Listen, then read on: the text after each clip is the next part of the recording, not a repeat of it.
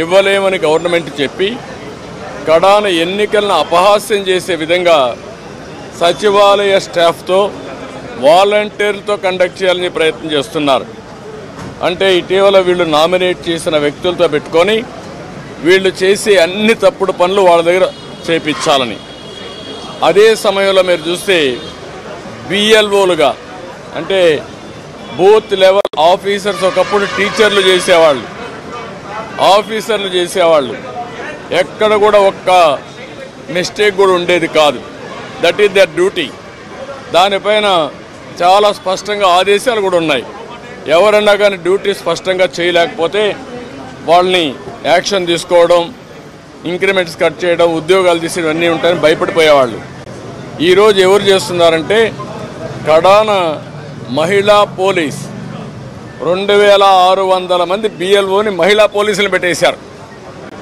ఇది నాకు ఆశ్చర్యం వేస్తుంది. 83 నియోజకవర్గంలో మహిళా పోలీసుల్ని బిఎల్ఓకి పెడితే వాళ్ళకి మహిళా పోలీసులకు ఏం తెలుస్తుంది ఇవన్నీ అంటే? ఇంకొక పక్క వై ఏపీ నీడ్స్ జగన్ అని కలెక్టర్ దగ్గర నుంచి అందరూ క్యాంపెయిన్లు చేస్తారు.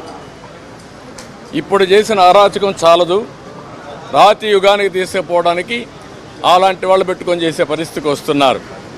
ఇవన్నీ మేము ఎక్స్ప్లెయిన్ చేసిన తర్వాత వారికి మా మీద కానీ జనసేన మీద కానీ దగ్గర 6000 నుంచి 7000 కేసులు మా మీద పెట్టారు. ఒక్క పుంగనూరులో ఒక కేసులో 250 మంది పెట్టారు. 200 మంది పైన జైలుకు పోయి వచ్చారు. ఇప్పుడు బైండ్ ఓవర్ కేసులు పెడుతున్నారు. అంటే నీ మీద కేసు ఉంది, పోలీసు వాళ్ళు నోటీస్ ఇస్తారు, ఎంఆర్ఓ దగ్గర సరెండర్ కావాలి అంటే మళ్ళీ బెదిరించడం. ఎలక్షన్లో ఎవరిని పని చేయనీయకుండా నిర్వీర్యం చేయడానికి, లేకపోతే మళ్ళా వాళ్ళని అరెస్ట్ చేయడానికి ప్రయత్నం చేసే పరిస్థితి వచ్చారు. ఇది జరిగితే ప్రజాస్వామ్యం ఇంక కూని అయిపోయినట్టే. There is no democracy. నేను ఆ విషయం చెప్పాను. మొన్న తెలంగాణ ఎలక్షన్లో 1 డేలో ఎలక్షన్ జరిగిందా లేదా అనే తెలియని విధంగా జరిగింది. అంత స్మూత్గా జరిగింది, ప్రాసెస్ కూడా పర్ఫెక్ట్గా జరిగింది.